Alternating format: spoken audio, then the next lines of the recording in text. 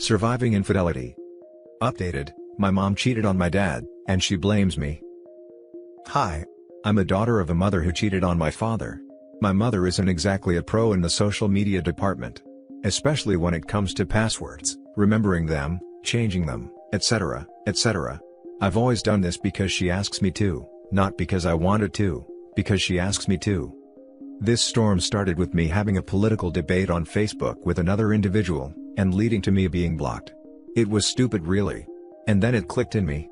I'll just log on to mom's Facebook, not to continue an argument, just to get a better sense of who the other person was on the other side of the screen I had been arguing with. So I did so not to be nosy in her business. But then this gut-wrenching feeling hit me. A sickening feeling. Check her messenger, this feeling told me. So, I checked her messenger, and there it was. An explicit message to a man that was not my father. My heart immediately broke into a million pieces. Fast forward to present time, this happened Monday. She blames me for exposing her. You see, I knew when I met my mother face to face that Monday that she was not sorry, she was sorry she had been caught. She put up a front like she certainly tried. I told her I would not be the one to tell him. That she would be the one. And she did. I guess this only angered her more that I was not condoning her situation.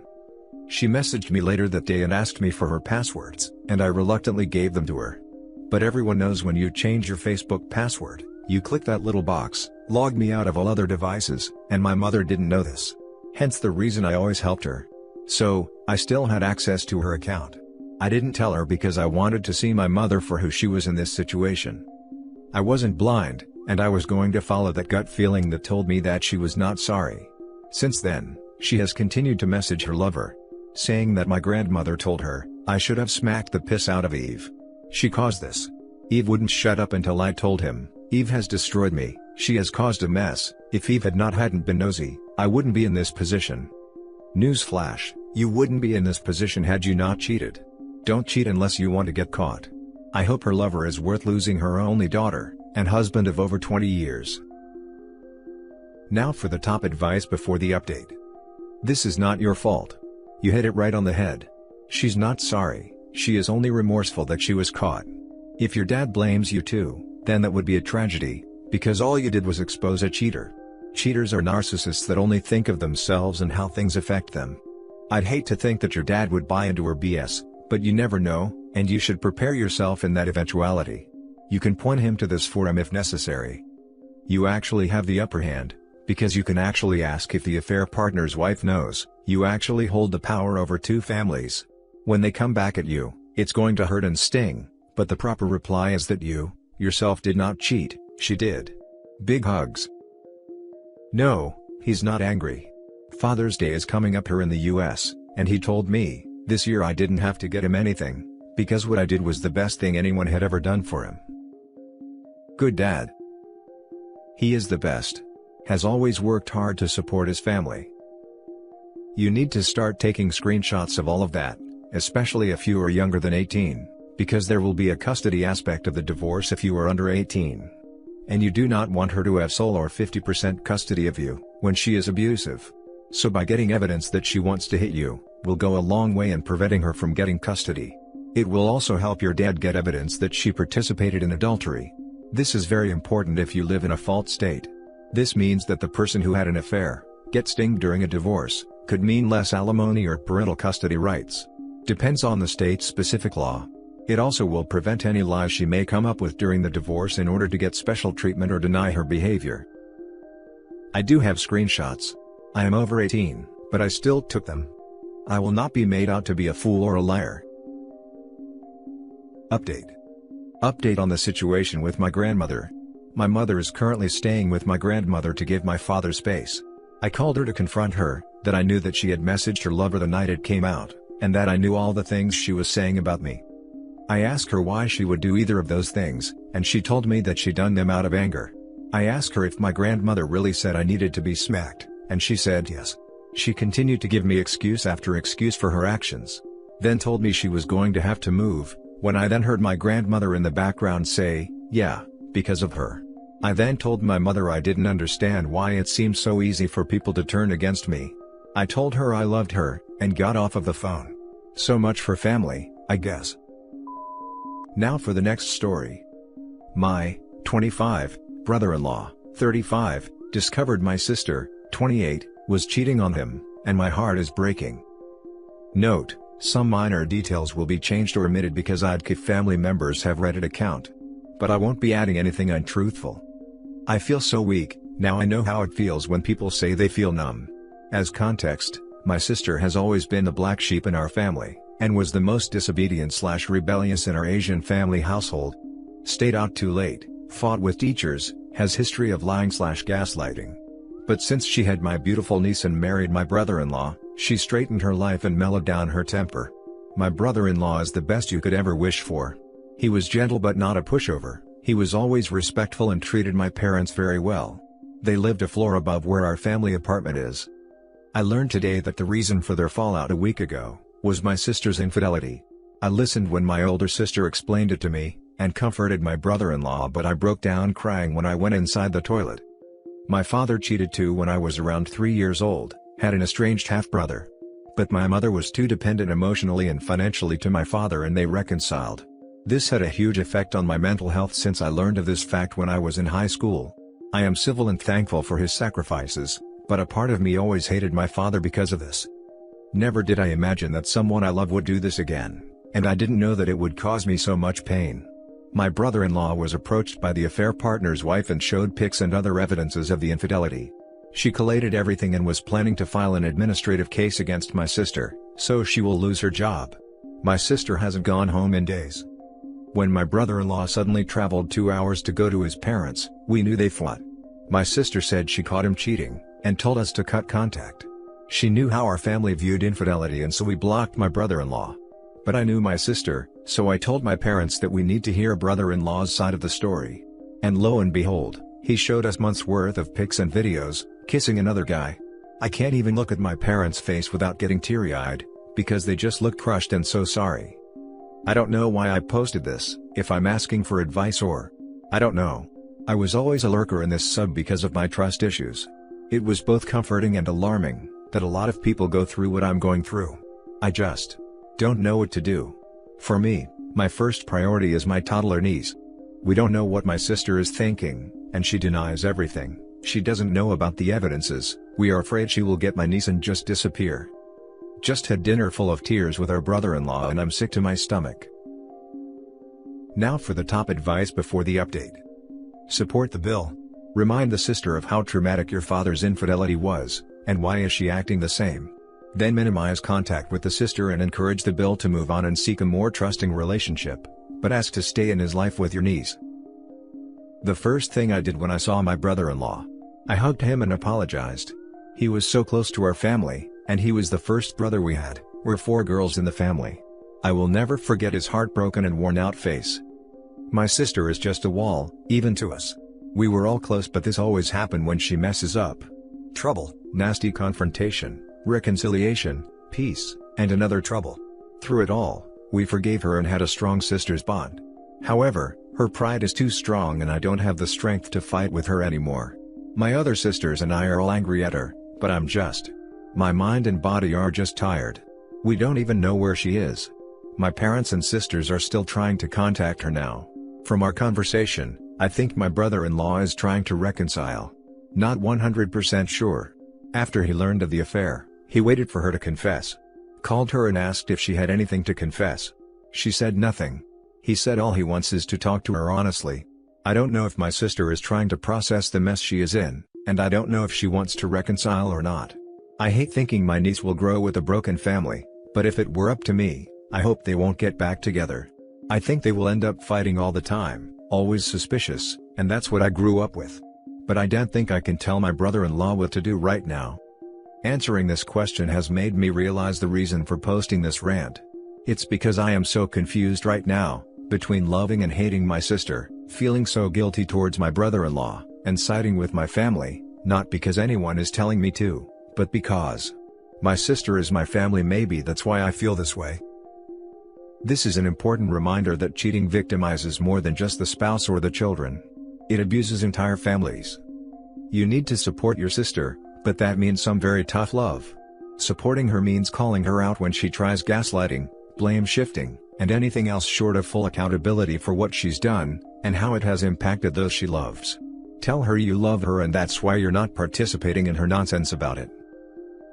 Your first sentence was the first trigger to my tears, because my brother-in-law also said this to me when we were talking about the affair partner's wife, his parents, my parents, and just the huge number of people affected by my sister's infidelity. I know the hate and anger I'm feeling will subside, just like it did the previous times, and I will continue to love my sister.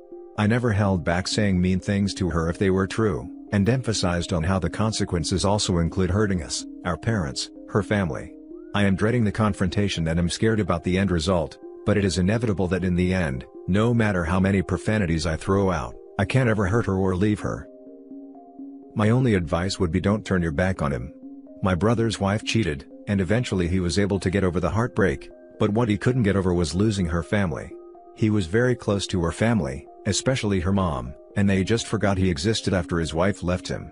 You don't have to be his best friend, but let him know he isn't worthless and didn't deserve this. Thank you for bringing this up. When my fiancé was outed as being a cheater, only my soon-to-be mother-in-law reached out, but eventually stopped, because she couldn't deal with knowing what her son had done. It killed me more, because not only did I lose 4 years of my life, but I was abandoned by people who I loved and now miss. It hurts to be ignored by people who you saw as family when you're the victim. Now for the first update. After reading the comments, I would like to clarify some things. No, I do not have romantic feelings for my brother-in-law. My father is a disciplinarian and the only guy in the family. We are 4 girls, so when we got a gentle and caring brother, he became a welcome male figure in our lives. He taught me how to drive, never hesitated to leave work when my sister called him for guy help. He has bonded with some of my boyfriends, and intimidated the creeps. It was refreshing, this kind of dynamic. We felt comfortable because he wasn't dad and we could trust him easily because he wasn't a temporary fling. He showed us that he was family. He never told us he loved/cared for us, but he showed us. And so did we. I am the official babysitter, because whatever I had going, I can cancel if it means I get to take care of my niece.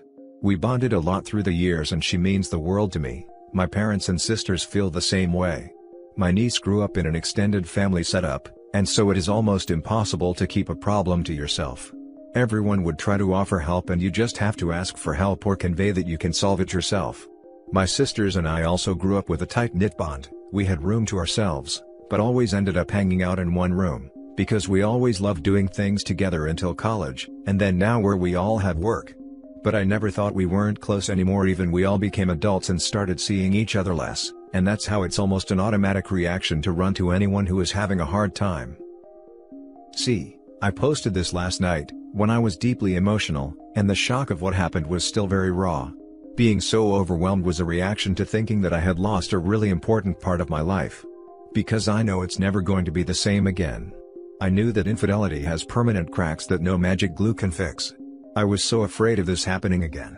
After the fallout of discovering my father's infidelity years ago, I thought peace to our family has finally come, and only had happiness for the future. My niece was a welcome surprise and brought overflowing positive vibes. My oldest sister and her longtime boyfriend is planning to get married. My second oldest sister's dream job is within her reach after years of hard work. I am finally working at a job I enjoy and with people I like. My sister and brother-in-law told us they were trying for a second kid, and we were nothing but supportive. Then everything breaks down. I was probably extra hysterical on my post because in real life, I had to hold it up for my devastated old parents, defeated brother-in-law, and innocent niece. Yes, my family is the source of my happiness. I don't think this is being selfless or being a good person. For me, that's how it's normally supposed to be. This was how I grew up. I will drop everything I have going on, if it means I can be with the person I love. Not because I am too involved, or too nosy. It's because I honestly want to be there for them, and one of the feelings I hate the most in this world is the feeling of regret. I'd rather give my everything now rather than think of what ifs tomorrow. Second update, what happened next, won't give extensive details, it was too messy. 1. Sister and brother-in-law talked. Denials and no confession. Sister was breaking down and I have never seen her this crazy. She's like a different person. What broke me was seeing my mom and dad ugly cry. 2. In my opinion, there will be no reconciliation. 3. For the meantime, My niece will be taken care of by my parents as agreed by everyone. Because of COVID, I get lots of opportunity to work from home, and so I will take advantage of this. I want to personally take care of my niece too as much as I can. 4. Divorce is not the first option right now. It will be very difficult from where we are from. From the conversation, separation is the band-aid solution, while everyone tries to figure out the situation. 2 days is a very short time to plan for the future. 5. Told my parents and sisters they can decide for themselves, but I will not be cutting off brother-in-law and I will not let my sister be alone with my niece. I will help her with logical requests when she asks me to. Right now, I want to distance myself from her, but will definitely help if she wants me to. 6. This is a very heartbreaking, confusing, and weird time for all of us. Pre-COVID, all weekends were family activities, and we were quite the large, noisy but happy crowd. Like Christmas every week. When COVID happened, we always had fun with video chats and our group chats was a happy and funny mess. It's so weird to go from that to this. Getting this off my chest when I can't in real life is refreshing and has helped me in a way I didn't know was possible. Whether great or ridiculous, I appreciate everyone's comments/advice. Thank you for taking the time to listen to a stranger's worst nightmare. I read your comments around 30 minutes ago and I cried again. It was a good one though. Just like someone said, felt nice to let it out. Don't have many close friends and because of COVID, I have barely hung out with my best friend. We chat often, but I just can't seem to share this heartbreak to anybody, not even my family. They probably don't know how this whole situation is affecting me, and I don't want them to know. I can't put into words how liberating it felt to share this story here, and reading the comments is just a whole other level of high I haven't felt before. That somebody out there can give insights and hit the bullseye. Thank you, for everyone who reached out and gave virtual hugs. The comments are just full of eye-openers. The situation sucks, there are things that I can do and not do. I did not want or cause this situation but it's happening anyway. And that's okay. This was an eye-opening observation. I was affected so much because my nightmares are coming true and the people I love are hurt. There are great advice such as separating myself from the situation, and not wallowing in too much guilt and I like that. The idea is too good to be true but baby steps. I want to try working on that. I don't know if I will continue to update what happens, but I sure will read and reply to the comments. Some are not the type of advice/comfort/reply I was expecting, but nevertheless appreciate them. And that's it for this video guys. If you have thoughts to share, leave a comment below. Don't forget to hit like and subscribe if you like this content. I'll catch you in the next one. Good day everyone.